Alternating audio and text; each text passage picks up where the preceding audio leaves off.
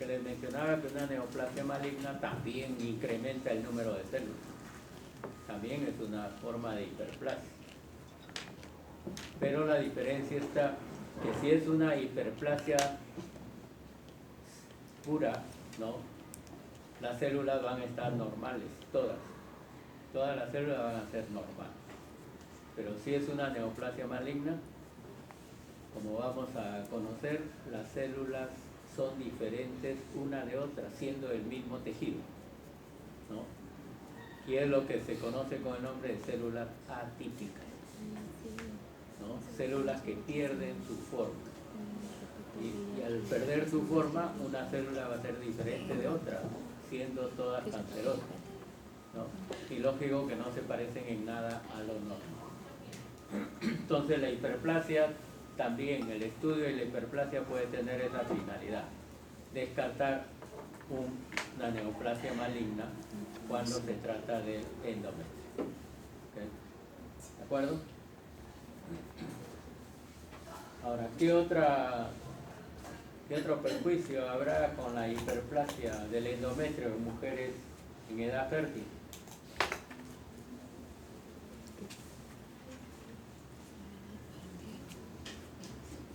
No solamente puede haber hemorragia aparte de su ciclo, ¿no?, o fuera del ciclo menstrual. Lo otro es que es causa de infertilidad. La hiperplasia es causa de infertilidad. ¿Okay? ¿Por qué razón? Porque siempre va a estar hiperplástico. No hay la fase proliferativa, ¿no? O siempre va a estar en esa fase proliferativa. No hay acción progestación. Y metaplasia, que ya lo recuerdan bien ustedes, ¿no?, ese que habíamos definido por el cambio de un tejido maduro por otro también maduro, pero de la misma especie, ¿no es cierto? El esófago de Barré, ¿no?, que hay una metaplasia en el esófago, en el cual el epitelio, de ser escamoso o ser plano o poliestratificado sin queratina, cambia a un epitelio de tipo intestinal, a un epitelio cilíndrico, ¿no? Esófago de Barré. La metaplasia intestinal en el estómago también, ¿no? La metaplasia escamosa del epitelio glandular del endocervix igual, ¿no? El epitelio endocervical, que es cilíndrico simple, va a cambiar hacia poliestratificado plano, no queratinizado. Entonces, ¿por qué es importante conocer la metaplasia?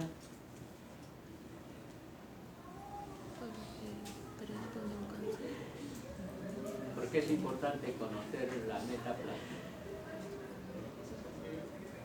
En esta foto observan ustedes, aquí hay epitelio cilíndrico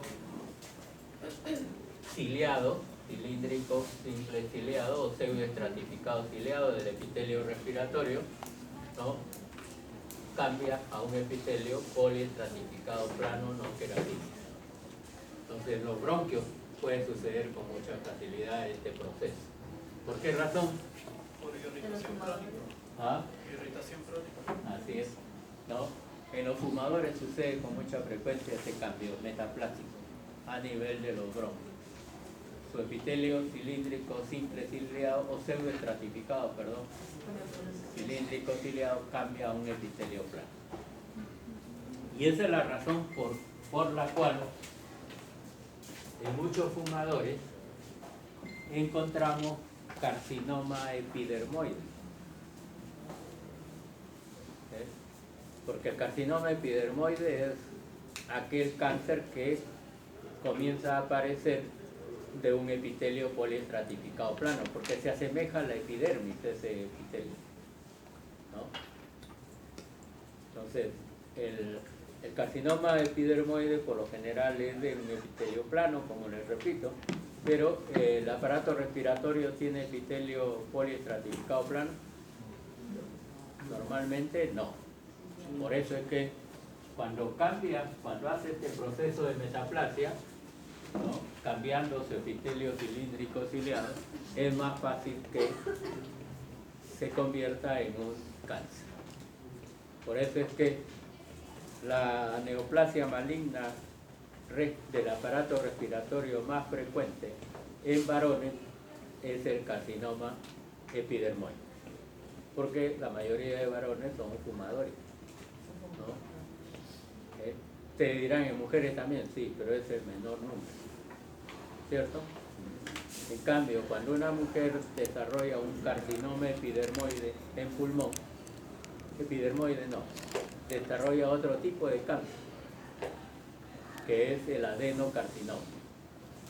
El adenocarcinoma de pulmón es más frecuente en mujeres. ¿Okay?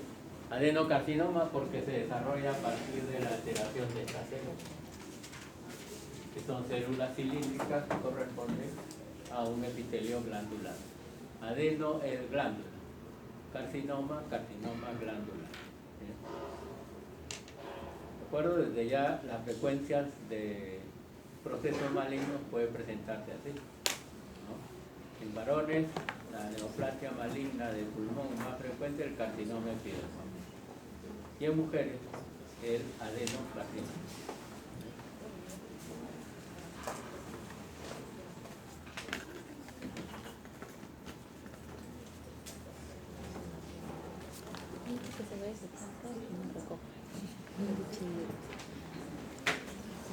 ¿Sí? No se olviden de revisar estos CPT, ¿no? Acá tienen, por ejemplo, las causas de lesión y muerte celular, ¿no? Entre estas causas tienen ustedes isquemia, es algo lógico, ¿no? Les manifesté que nuestros tejidos, ¿okay? Siempre requieren de una buena irrigación, ¿no? Y una buena inervación. ¿Okay? La irrigación es importante y siempre consideren, las plantas también son seres vivos, ¿cierto? Y para poder desarrollarse bien requieren de una buena irrigación, regarlas constantemente, ¿no? Luego las sustancias químicas también pueden ser causa de lesión o muerte celular, los agentes físicos como traumatismo, el frío en grado extremo, el calor también, las radiaciones, agentes biológicos, bacterias, hongos, virus, parásitos, el mito, todos los agentes biológicos también pueden causar muerte celular. La pérdida de inervación es definitivo y eso lo hemos mencionado que se da en el caso de diabetes. Pacientes diabéticos, falta irrigación y falta inervación.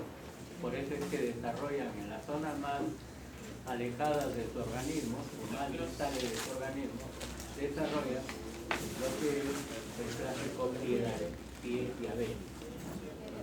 Muy raro es que exista en miembro superior, pero también se describe, pero con menos frecuencia.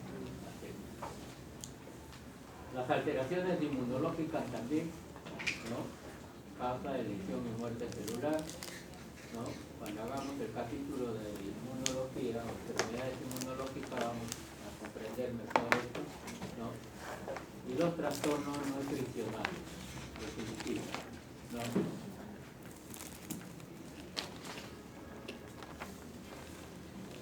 ¿Qué pasa cuando hay desnutrición?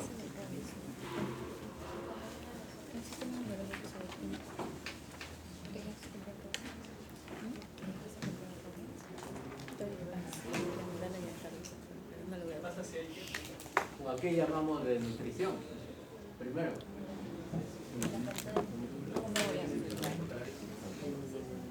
déficit proteico? Definitivamente que está asociado a que una persona no tiene los nutrientes adecuados, ¿no es cierto? O no se alimenta bien, en otras palabras. Por lo general, los sujetos desnutridos van a alimentarse fundamentalmente de un elemento Carbohidratos. que son los carbohidratos, ¿no? Muchos decían que se alimentan de eso porque es lo más barato que pueden conseguir, por lo menos un pan, ¿no? Ahora ya no está tan barato, ¿no? Entonces, los casos de desnutrición siempre son muy frecuentes en nuestro medio, sobre todo en las zonas más deprimidas de nuestra parte, ¿sí? Y eso se refleja más en los niños. Los niños sufren de desnutrición en estas zonas que tienen bajo poder adquisitivo. Pero a veces no es solo tener bajo poder adquisitivo, también en aquellas personas que son, entre comillas, sofisticadas para comer, ¿no? O en quienes se acostumbran a comer un determinado tipo de alimento, ¿no? Y se justifica diciendo, no, el trabajo, el estudio, comida chatarra, ¿no? Entonces, si bien es cierto que uno por sustentarse de algo lo puede hacer, pero que no se haga todos los días, que no se haga crónico, ¿cierto? Porque a fin de cuentas va a desarrollar lo que es desnutrición.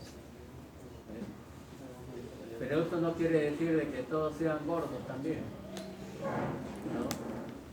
Que hay personas que engordan de forma rápida por los alimentos que consumen, ¿no? Pero recuerden, gordura no es salud, ¿no? Y les mostré, creo, dos ejemplos de necropsia de una bebé, ¿no? De un bebé desnutrido y una señora obesa que tuvieron la misma enfermedad, tuberculosis, ¿no? Entonces, la desnutrición conlleva muchas veces al desarrollo de tuberculosis y es algo frecuente en nuestro medio. En otras zonas de nuestro país, la desnutrición o el niño parece desnutrido, ¿por qué? Porque tiene parasitosis.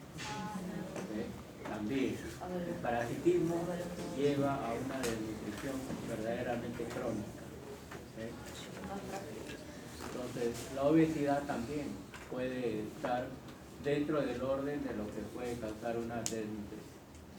El ejemplo que hemos mencionado en nuestras proyecciones es lo que sucede con el sujeto que tiene esteatosis hepática. La esteatosis hepática no es solo por alcohol, sino por no saber alimentarse. ¿Sí? Y hemos mencionado de que la desnutrición puede llevar a una esteatosis hepática severa, ¿no? Pero dirán, ¿de dónde tiene grasa el desnutrido? Es por el metabolismo que realizan los hidratos de carbono. En su metabolismo bioquímicamente se desdoblan en ácidos grasos y triglicéridos, de ahí es que surge esa esteatosis. ¿De acuerdo? Entonces hay que tener siempre en cuenta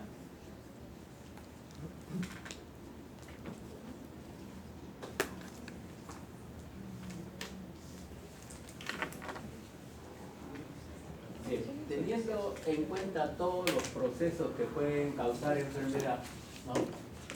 Tiene todos los elementos que pueden llegar a causar enfermedad, hay que buscar la patogénesis, hay que buscar la causa siempre, la causa de esa enfermedad.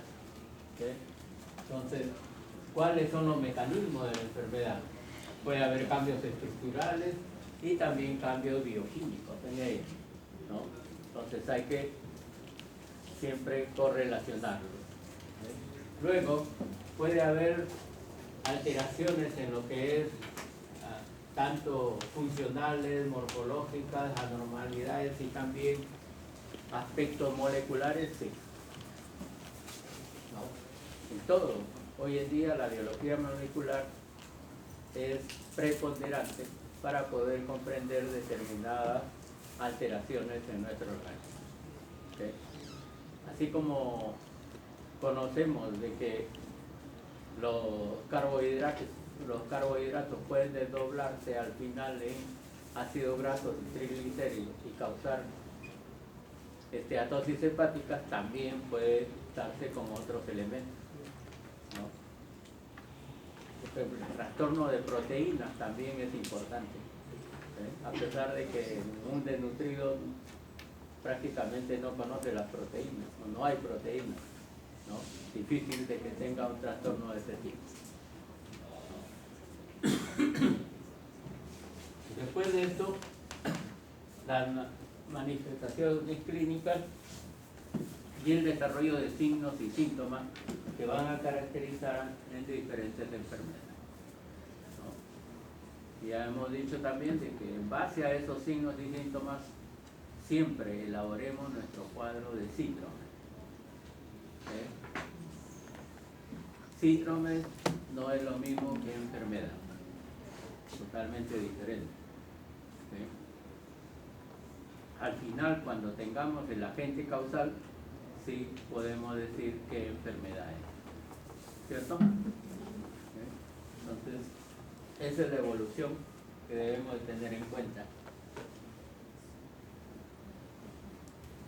Ya tienen este esquema característico de Robbins, ¿no? En el cual se señala lo que es una célula normal y su mecanismo para llegar a la necrosis, a la muerte celular, ¿no?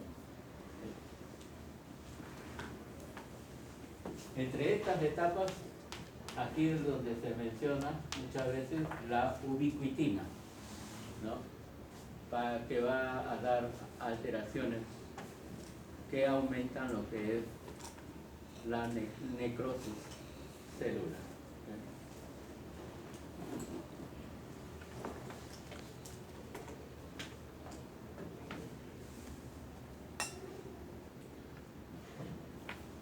Y acá un gráfico en el cual hay relación entre la injuria y el efecto, por lo que nosotros conocemos la causa y efecto, ¿no? La injuria viene a ser la causa y el efecto que puede causar esa injuria, ¿no? Entonces, dependiendo del tipo de injuria, ¿no? Podemos tener nosotros de que puede ser reversible, otras que van a ser irreversibles, pero que pueden causar también alteraciones intermedias o que pueden durar más tiempo. Algunas lesiones que pueden durar toda la vida, ¿no? Que son una, si puede regresionar rápidamente, son los mecanismos reversibles o las lesiones consideradas como degeneración. Luego vienen los que causan muerte celular y después las lesiones persistentes, ¿no? Que ya conocemos cuáles son.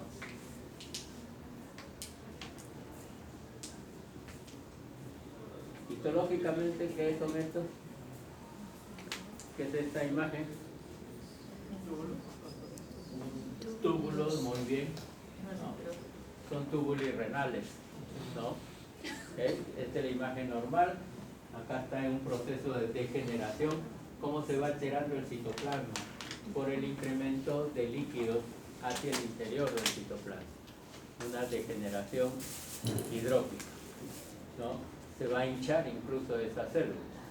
¿Okay? Y si la hinchazón es en demasía, puede causar la ruptura de la célula, que viene a ser la necrosis tubular. ¿Okay? Entonces son daños progresivos. Si esto se controlara acá, podría regresionar. Pero muchas veces la cantidad de agua que ingresa en estas células va a ser sumamente notoria y puede llevar a una necrosis tubular aguda.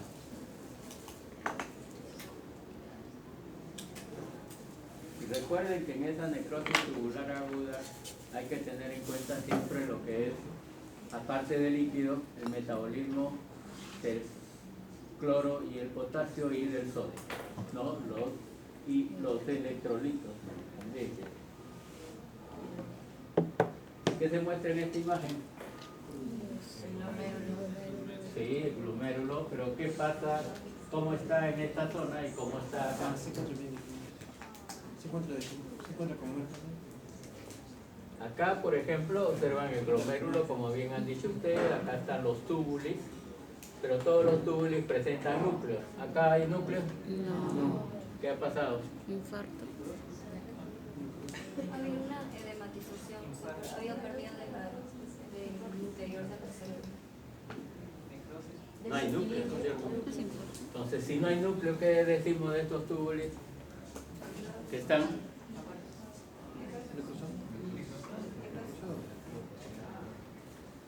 todavía viables o están muertos? Claro, las células están muertas, las células están necrosadas. Es una necrosis tubular. ¿Okay? El hecho de que no tenga núcleo, definitivamente, o desaparición del núcleo, es muerte celular.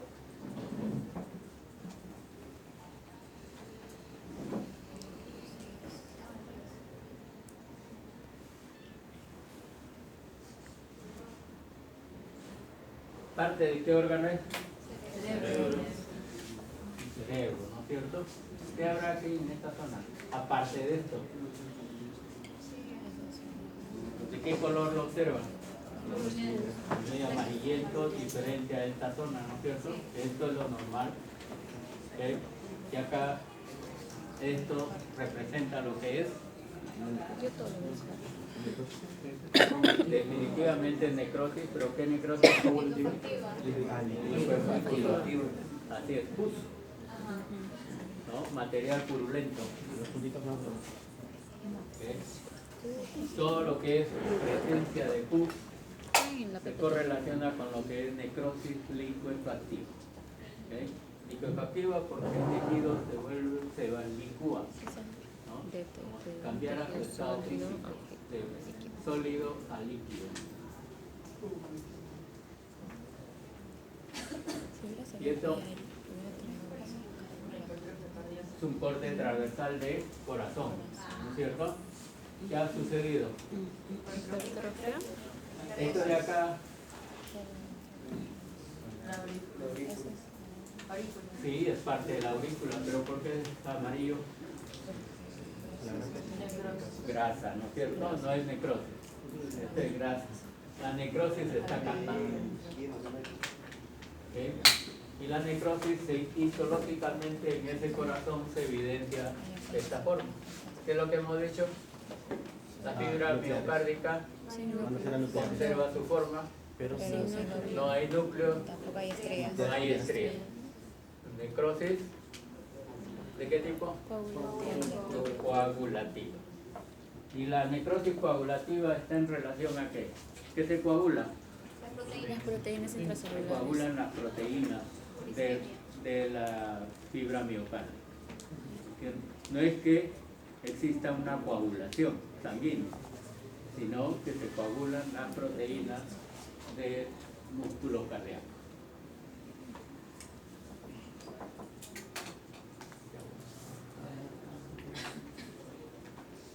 ¿Qué estructura será esta?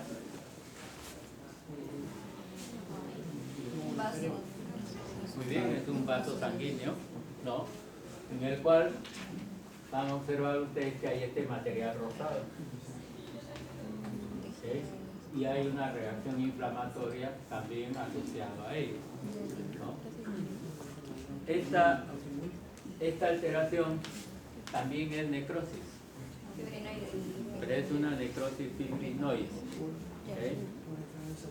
¿Okay? En cierta forma también es por coagulación proteínica, ¿okay? Pero que se presenta con mucha frecuencia en los vasos. Y esta necrosis fibrinoide es cuando hay acción radiactiva sobre los vasos. Por ejemplo, en un paciente que tiene que irradiarse por tener un determinado cáncer, en algunas zonas de su organismo va a tener esta alteración. ¿Por qué razón? Porque las radiaciones no siempre son orientadas hacia la lesión. Recuerden que todas las radiaciones siempre se dispersan, ¿no? Y puede afectar estructuras normales. En ese caso puede originar este tipo de necrosis fibrinoide.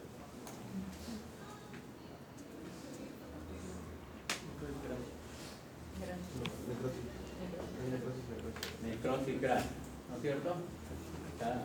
El aumento está muy bien. ¿Cuáles serán las áreas necróticas? Las que se ven bien de rosa. Estas áreas blancas, ¿no?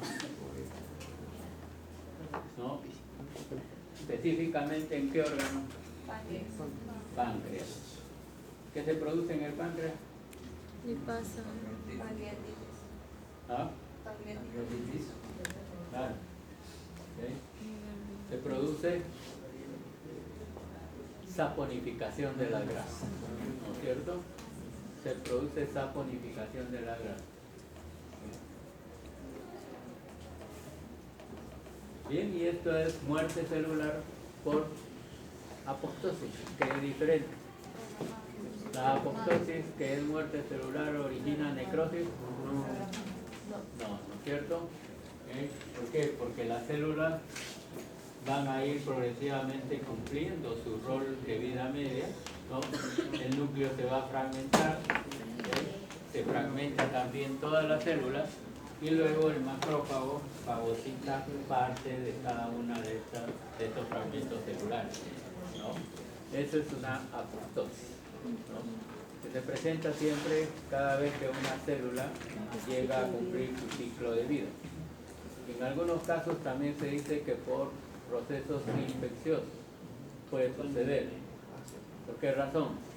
Porque también, ¿no?, el agente causal de la infección puede provocar esta muerte celular y los macrófagos, que siempre están, ¿no?, buscando qué fagocitar, fagocitan a esas células que han sido alteradas por una infección, ¿no?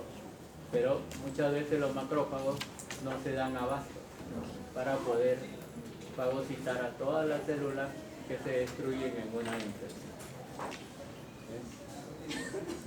¿Estamos en hora? Sí. Corre,